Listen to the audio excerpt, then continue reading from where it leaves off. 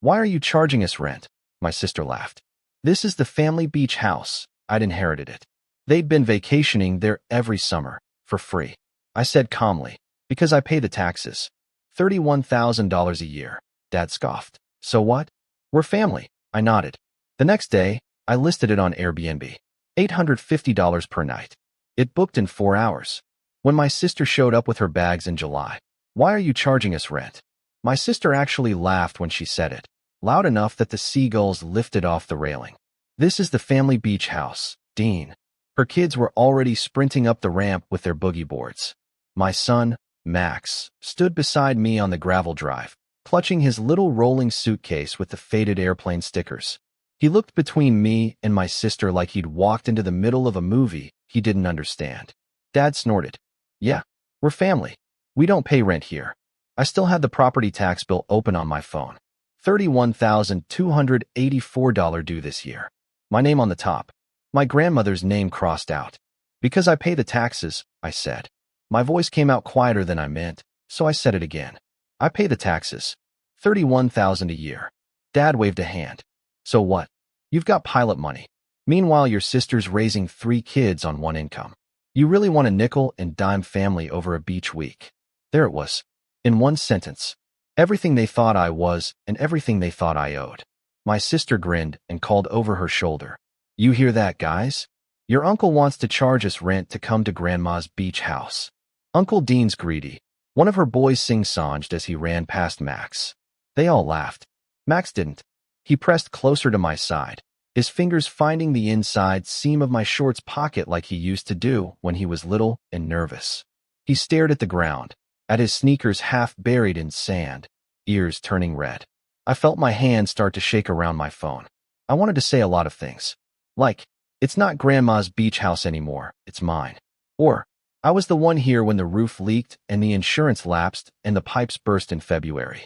Or, pilot money doesn't come from magic. It comes from leaving my kid for 4-day trips so you can drink wine on my deck. Instead, I swallowed, nodded once, and said nothing. I watched my son absorb that moment and file it away in whatever quiet place he puts things that hurt. I'm Dean, 39, commercial pilot based out of Charlotte. I fly domestic mostly, red eyes to the West Coast, early mornings to Chicago, the occasional Florida run. I'm married to Mia, who teaches 4th grade. And we have one son, Max. He's 8. Soft-spoken. Reads chapter books that are way too advanced for him. Loves tide pools. Builds tiny airports out of Legos. We live in a very normal townhouse 2 hours inland. The beach house is not normal. It sits on a skinny strip of Barrier Island in South Carolina. The kind of place realtors call charming and rate websites call up-and-coming. My grandparents bought it when it was just a weather-beaten shack with green shutters and a sagging dock. Over the years, they added on another bedroom, a second bathroom, a covered porch. It's not a mansion, but it's oceanfront. For bedrooms, wraparound deck, private walk to the sand. It was the backdrop of my entire childhood. When my grandmother died 4 years ago, everyone assumed she'd keep it fair. That's what my dad always said. She'll leave it to all of us, he'd shrug. Family place stays in the family. Except the will didn't say that. It said, in very plain language, that the house went to me. Only me. Grandma had left letters for everyone. Mine was one paragraph, written in shaky blue ink. You were the only one who came when the heat stopped working. You never asked for gas money. You never complained when I called. You'll take care of it. Or you'll let it go. Either way, I trust you. I cried over that letter in the front seat of my car for a solid 10 minutes. No one else cried. They were too busy being angry. My sister, Laura, called me the next day. It should have been split, she said. Equally. That's what she said she wanted. I reminded her grandma had also said, repeatedly, I don't want you renting it out all summer. And she also said she didn't want to be in a nursing home, Laura snapped. Look how that turned out. My parents were more subtle, at first. Little comments. Your grandmother would have wanted everyone to enjoy it. It's a family asset. We'll help you out with the taxes. They never did. Every year since, that beach house has cost me more than it's ever given back. The taxes, the flood insurance, wind insurance, every new special assessment the county dreamed up. When the roof finally failed, that was $18,000. The AC died the next summer. Another $7,500. The dock needed new pilings. The stairs to the beach had to be replaced after a storm. You know who was there the day the contractor pointed at the rotted wood and said, "Yeah, you're not safe on that." Me. Alone. On a day between trips, when I should have been at home with my kid. Laura was too busy wrangling the kids. My parents were keeping an eye on things from their condo 3 hours inland, which meant they watched the Weather Channel and called to tell me about storms I'd already flown over. Still, every June, they circled the calendar like sharks. Laura's family took the week of July 4th. My parents liked late August. Sometimes my brother, who lives out west, flew in for a long weekend. Cousins borrowed it just for a couple nights. Distant relatives I barely knew somehow ended up with the keys. They called it the family beach house. What they meant was, Dean's beach house that he pays for and we use. I was the one who paid the water and power every month, even when no one was there. I was the one who sent the check when the HOA decided the dunes needed emergency restoration. I was the one who spent my days off calling plumbers and cleaners instead of building sand castles with my kid. And still, somehow, Max was always the afterthought. When we came down with them, he didn't get a bedroom. Laura's kids each had their own. They're older, they need space. My parents took the primary. Max got the pull-out couch in the living room, or, if we were lucky, the little twin bed in the utility room that smelled like detergent and old paint. His drawings of the house stayed taped to the fridge until the next round of guests decided the surface was better used for grocery lists. His collection of shells got dumped into a decorative bowl for someone's Instagram shot.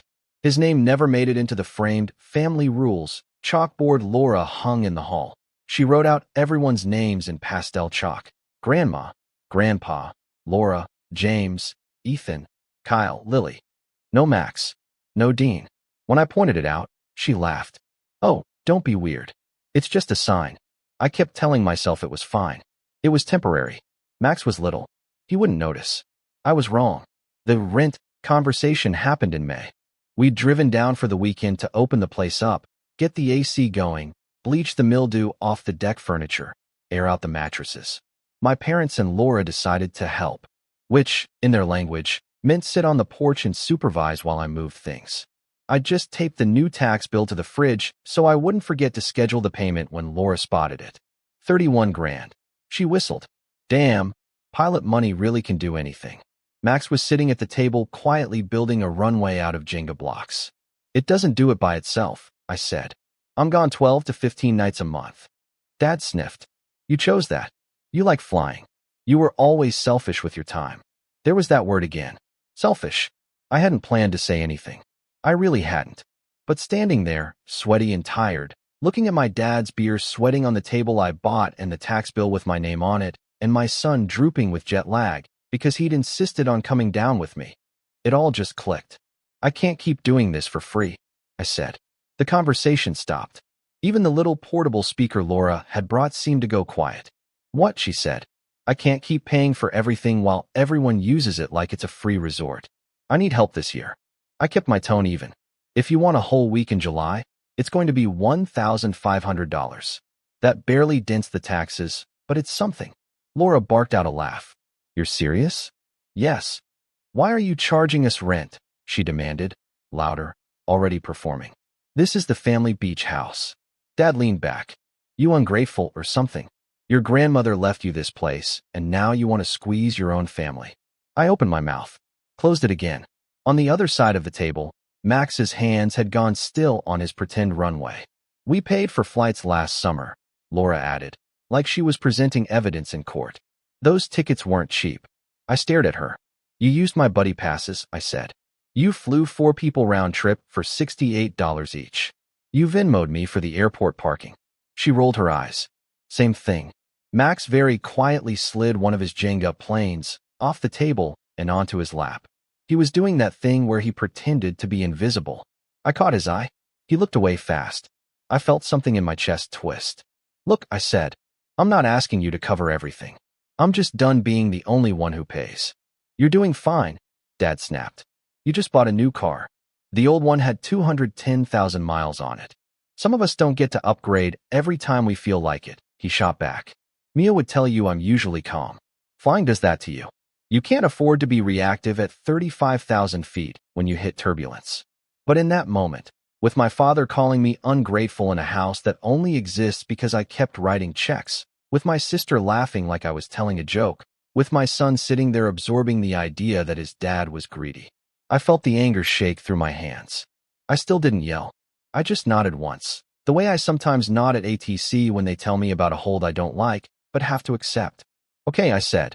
Laura smirked like she'd won. Max's Jenga block slid off his lap and hit the floor with a tiny clatter. That night, back at the townhouse, I tucked him into bed. Are we poor? He asked suddenly. I blinked. What? No, bud. Why would you think that? Because Aunt Laura said you need money from them now, he said. She said it in the car when Grandma was on the phone. She said, I guess Pilot Dean isn't as rich as he wants us to think. My throat got tight. We're not poor, I said, but I've been paying for a lot of things for a long time. And it's not fair that other people get to enjoy them and make fun of us at the same time. His eyes were shiny in the dim light. Is it my fault? 'Cause I broke the screen door last summer. Oh, there it was. The thing he'd been carrying that whole time. I sat down on the edge of his bed. Hey, I said, none of this is your fault. Not the door. Not the money. Not anything. Do you understand that? He nodded, but you know how kids nod just to end the conversation. Like, sure, Dad, if that's what helps you sleep. After he drifted off, I sat at the kitchen table with the tax bill and my laptop as the dishwasher hummed and Mia graded spelling tests. Do you really want to charge them? She asked gently. You know how your dad gets. I asked for $1,500, I said. They laughed at me. In front of him.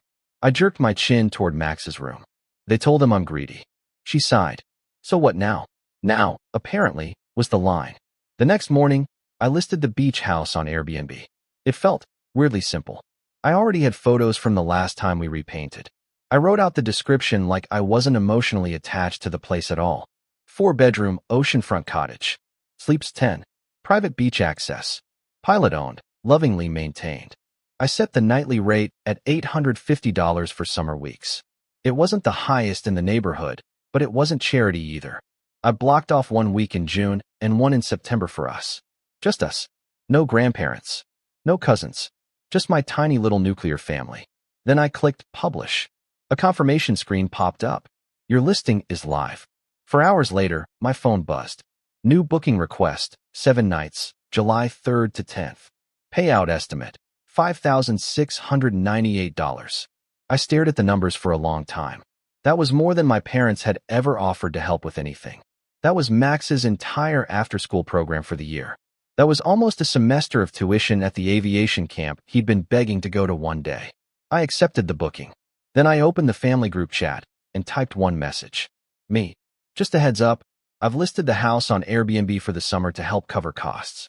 If you want to stay, you'll need to book through the site like everyone else. I blocked off a week in June and September for me, Mia, and Max. Those are the only free weeks. I watched the typing bubble appear and disappear. Laura went first. Laura, you're joking. Mom, Dean, Dad, are you out of your mind? I put the phone face down and went to make Max a grilled cheese. We ate on the couch watching some cartoon about talking cars. My phone buzzed on the counter. I didn't pick it up until Max was in the bath. Laura, we've been vacationing there every year for free since before you were even paying the taxes. This is so messed up. Mom, your grandmother wanted that house to be for family memories, not strangers. Dad, take that listing down. We already told the kids about 4th of July. Laura, yeah, I already requested time off, booked James' vacation, bought swimsuits. You owe us some notice, at least. I typed, erased, retyped. Then I sent this. Me, I'm not your backup bank. I can't keep paying $31,000 a year so everyone else can have a free beach house while my kid gets called greedy by association. The house is mine. The decision is mine. I'm done arguing. That was it. No threats. No ultimatums. I muted the thread. They showed up anyway. Of course they did. It was July 3rd, turnover day. Mia stayed home because she had a mountain of lesson plans to prep. It was just me and Max in the truck, heading down with fresh linens, a new grill brush, and a trunk full of bulk-bought toilet paper and paper towels for the guests. Do we get to stay this time? Max asked from the back. Not this week, I said. The Johnsons are staying. Remember? The family with the little girl who likes space books? But we'll be here in September. Just us. He nodded, tracing the airplane stitched into his backpack strap. I saw the minivan before I even turned onto our street. Laura's van. Silver, dented, crammed with beach chairs strapped to the roof. My parents' sedan was right behind it. They were parked in front of the house like they owned the place. I felt my chest tighten. The Johnsons' rental car was in the driveway. All the blinds were open. I could see their kids running around inside, hyped up on sugar and ocean air, unaware of the incoming hurricane in human form. "Hey, bud," I said. "When we get there, I need you to stick close to me, okay?" He frowned. "Why?" "Because I said so." It wasn't my best parenting moment. We pulled in behind my parents' car. Laura was already out of the van, hands on her hips, sunglasses pushed up on her head like a tiara. "What, Dean?" she yelled before I even killed the engine. Max flinched. I climbed out slowly. "Hi, Laura." "Mom." "Dad." Mom's face was pinched. Dad was red already, like he'd been pre-mad the entire drive. "There are strangers in our house," Mom hissed, like I'd broken in and invited them without permission. "They're not strangers," I said evenly. "They're guests. They booked through Airbnb. I told you this." "You were bluffing," Laura snapped. "You always bluff." Behind her, one of her boys jumped out of the van. "Where's my room?" he shouted. "I call the bunk bed upstairs." "You don't have a room," Max said quietly beside me. "There's guests here." Laura spun on him. "See what you've done?" she demanded at me, but her eyes were on my son. "Now my kids don't get their vacation because your dad wants to play landlord." Something inside me snapped so fast, I actually heard the blood rush in my ears. "Don't talk to him like that," I said. Dad stepped forward. "Stop being dramatic. Just tell these people there was a mix-up. They can go to a hotel. We're family." The front door opened then. Mr. Johnson stepped out, looking confused and apologetic at the same time. He had on one of those sun hats that screams, "Tourist." "Is everything okay?" he asked. His little girl peeked out from behind him, clutching a stuffed astronaut. I forced a smile. "Hey there, Mr. Johnson. Everything's fine. You're good to stay, don't worry. This is just some family confusion." Laura shot past me like she was going to march straight into the house. I stepped in front of her. "Move," she hissed. "No," I said. Dad barked a humorless laugh. "You're really going to turn your own family away from their own house?" He gestured at the porch. "We've spent every summer here since before you even had a kid. Long before you started making airline money and acting like you're better than us." From the driveway, Laura's oldest, Ethan, shouted toward Max. "Nice going, dude. Because of your dad, we don't get the big room this year." Max looked like someone had punched him. I can share," he stammered. "You can have my bunk next time." "I don't need." "You won't get a next time if your dad keeps this up," Laura cut in. Mr. Johnson cleared his throat. "Should we come back? We can go grab lunch in." "You're fine," I said again, louder this time. "You're staying." "I'm sorry about the noise." Laura stared at me like she didn't recognize me. "You're choosing them over us?" she demanded. "I'm choosing my son," I said. Her eyes flicked to Max, then back to me. She didn't get it. She never would. "This is insane," Mom said, choked. "Family doesn't charge family rent. Your grandmother would be." "My grandmother," I said carefully, "left this house to me. If you want to know why, you can ask her. But you can't, because you left early every time she needed anything and said you were too tired to drive down." I didn't. I showed up, and I have been paying for it ever since. Dad's jaw clenched. "You're heartless," he said. "That's what you are. Heartless." Beside me, Max's hand found mine. His palm was damp. I squeezed it. "I am done paying for a family my kid isn't part of," I said quietly. "You don't get to use this place for free while you call me greedy and make him feel like this." I nodded down at Max. His eyes were bright, his face pale. Laura's mouth opened. "Closed. For the last time," I said.